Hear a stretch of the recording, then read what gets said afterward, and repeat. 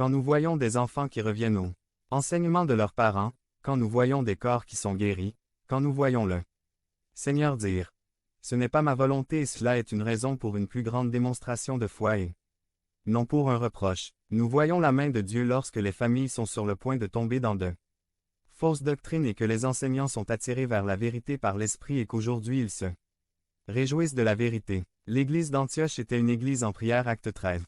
3. Pour qu'une église grandisse, elle doit prier et lorsqu'une église prie en esprit, elle grandit. La grâce du Seigneur était avec eux. V23a. La grâce est un don que nous ne méritons pas mais que Dieu nous donne gratuitement. Recevant la grâce produit des changements qui attirent l'attention des autres, changement d'attitude, changement de langage, changement d'action. La grâce nous permet aussi de faire face aux tentations, de vivre dans la justice, de servir pleinement. Avez-vous ouvert votre cœur et répondu à la grâce gratuite de Dieu? Il n'y a aucun péché que vous ayez commis trop grave pour que Dieu se détourne de vous ou diminue l'abondance de grâce qu'il donne libre aux pécheurs qui font confiance en Jésus-Christ comme leur Sauveur. C'était un motif de joie. V23b. Barnabas se réjouissait parce que son voyage n'était pas vain, parce qu'il voyait que la graine semée trouvait une bonne terre dans le cœur de beaucoup et parce qu'il joignait ses efforts à une grande œuvre.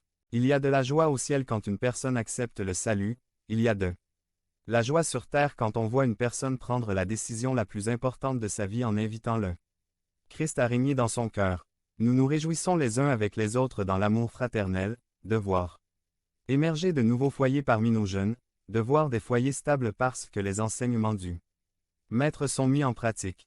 La joie du Seigneur nous fortifie face à l'adversité et demeure en nous lorsque nous lui restons fidèles. Yves le défi de la croissance. V24 à 26. Une croissance rapide a mis en lumière certains dangers qui à leur tour étaient des opportunités. À coopération. V25a.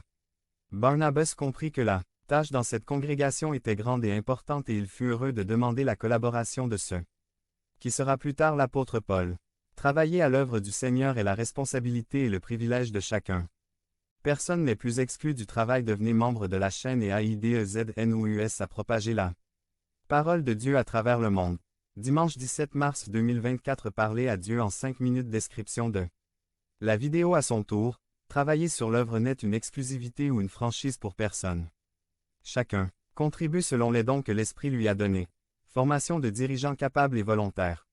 Barnabas était bon, plein du Saint-Esprit et de la foi.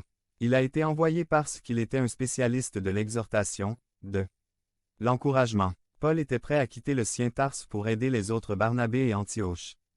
La plus grande réussite d'un leader est de se reproduire chez d'autres leaders, de pouvoir transmettre ses expériences